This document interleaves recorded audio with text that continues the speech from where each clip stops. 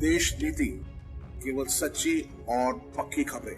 नमस्कार दोस्तों, यदि आप यह ख्वाब देख रहे हैं कि आपको सरकारी सेक्टर में एक सुरक्षित नौकरी मिले, आप एक अच्छे सरकारी नौकर होंगे, तमाम सुविधाएं, तमाम चीजें आपको मिलेंगी और आप वह सुरक्षित जीवन जिएंगे जिसकी आप कल्पना करते हैं, जो आपके लिए जरूरी है, आपके परिवार के लिए जरूरी, तो शायद आप गलत सोचते हैं।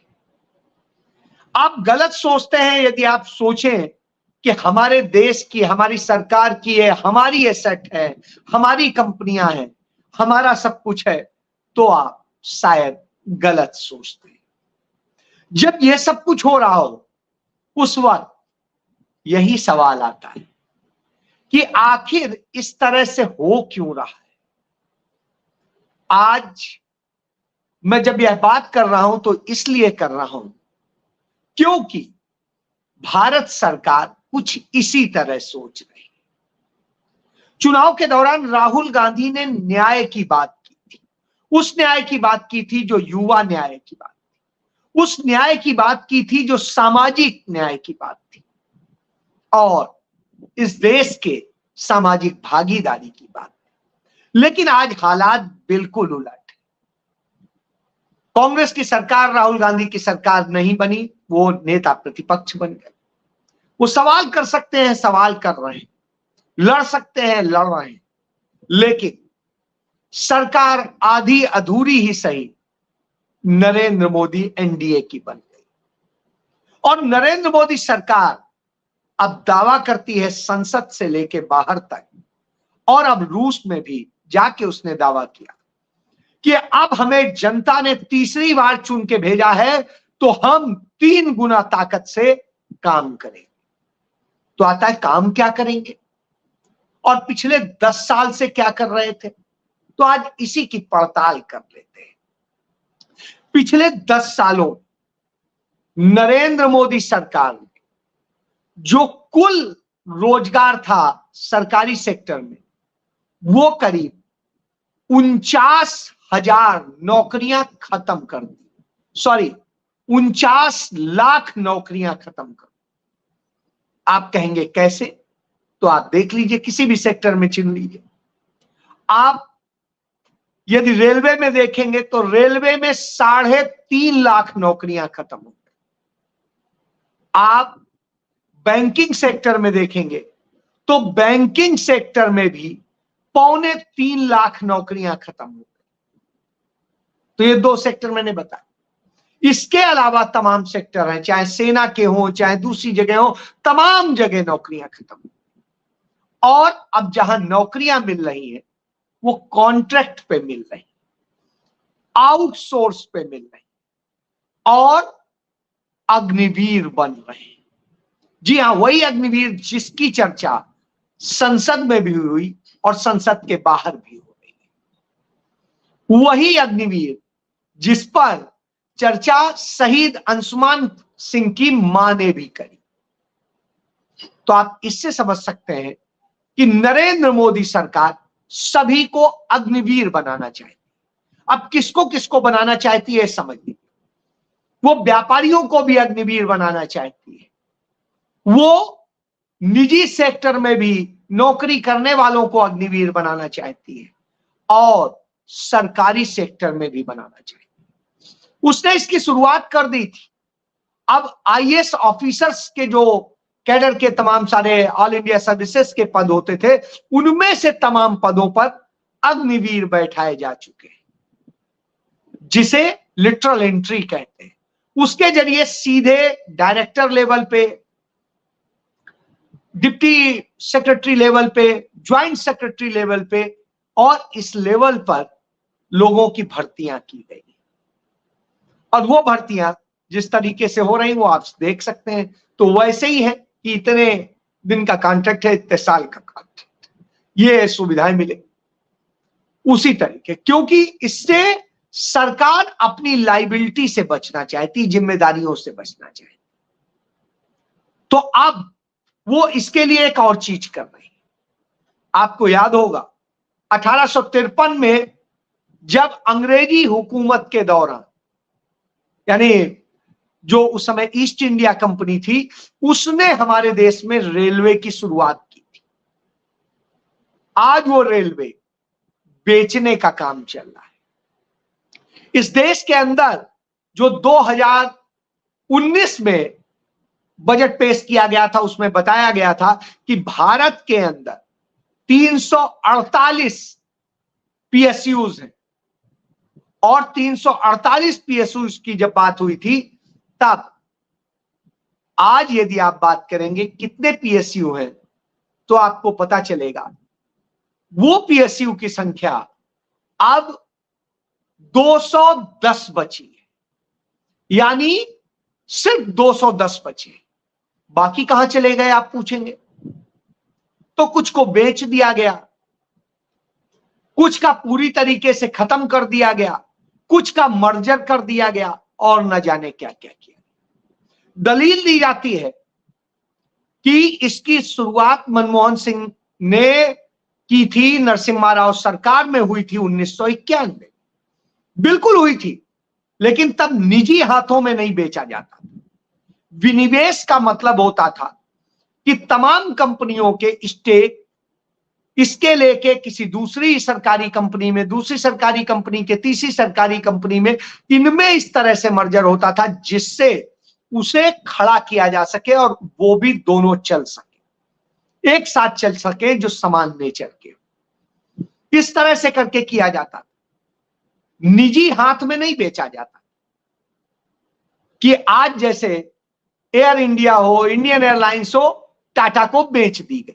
एक जमाने में टाटा से लेकर के भारत सरकार की बनाई गई। तो आज यह खेल, और तब विनिवेश का मतलब होता था कि सरकारी एक जेब से पैसा निकाल के दूसरी जेब में डालना, यह था। लेकिन आज क्या हो रहा है, आज वो अडानी को जाएगा, अंबानी को जाएगा, दूसरे और सबको जाएगा उनके लिए।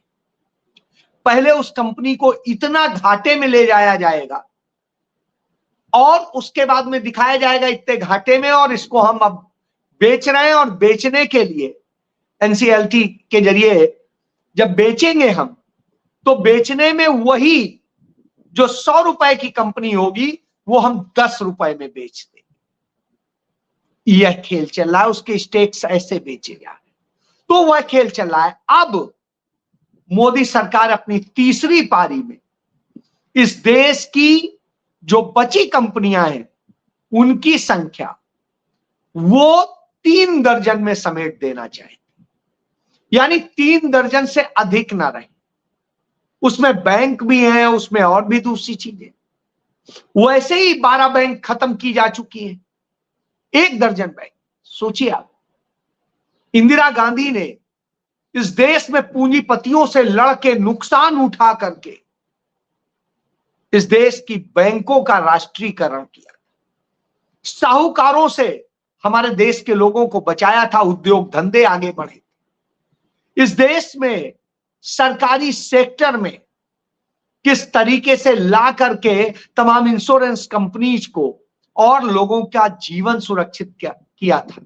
कहा जाता था जीवन के साथ भी, जीवन के बाद भी भारतीय जीवन बीमा निगम। आज वो जिसके एसेट नरेंद्र मोदी सरकार के आने के समय में 36 लाख करोड़ के होते थे, आज वो 5 लाख करोड़ के भी नहीं रहे। तो आप इससे समझिए वो चले कहां गए, क्योंकि उनके पैसे कहीं अडानी में लगाए जाते हैं, कहीं अंबानी में लगाए जाते हैं, कहीं और लगाए जाते हैं, और इस कारण से वो सारी चीजें खत्म होती जा रही।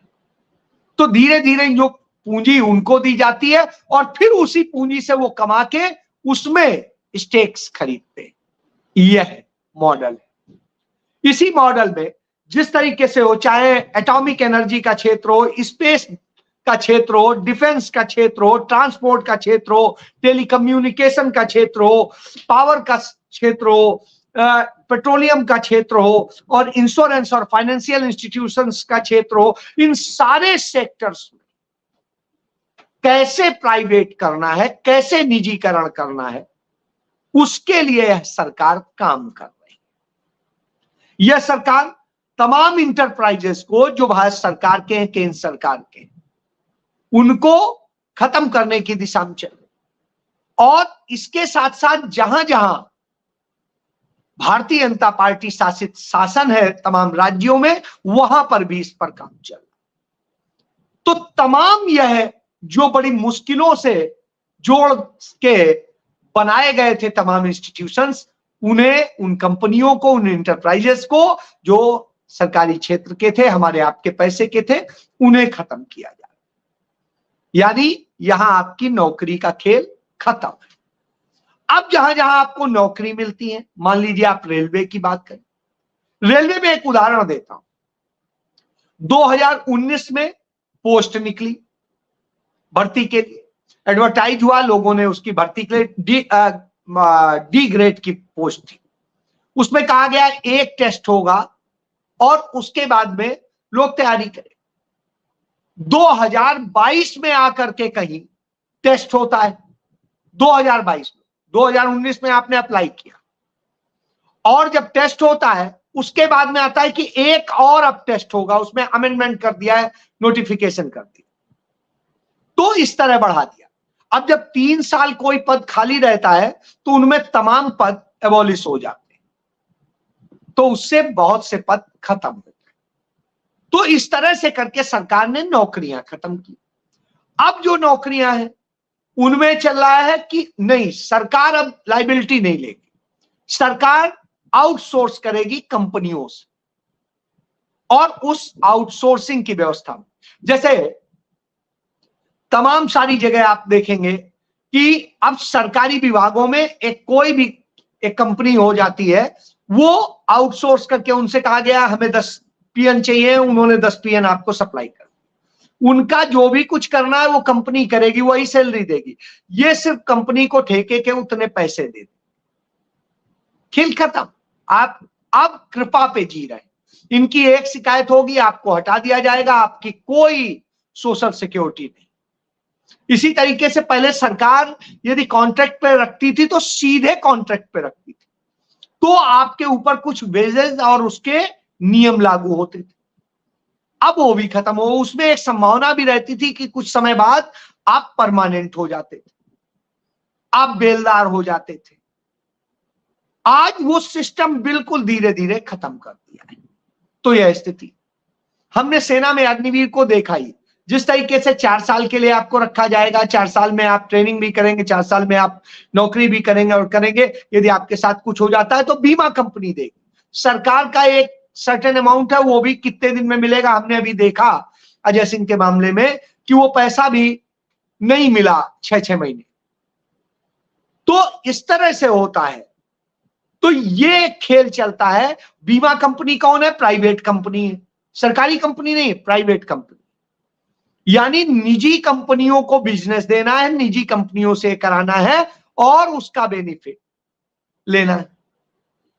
तो सरकार ने हर जिम्मेदारी से पल्ला झाड़ पहली है।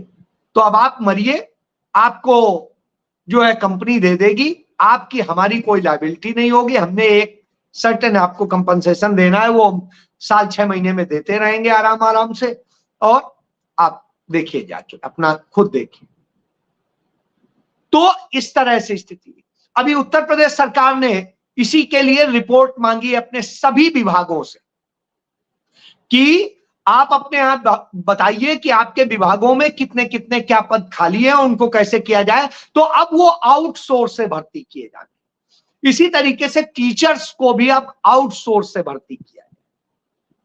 तो ये आउटसोर्सिंग का खेल शुरू हो गया। अभी तक ठेके का था, अब कॉन्ट्रैक्ट के बाद में आउटसोर्स। यानी आपकी जिंदगी अब उस ठेकेदार के भरोसे है, सरकार आपकी वो नहीं। तो इस तरह से करके तमाम उसको करेंगे। तो यह एक खेल शुरू हो गया।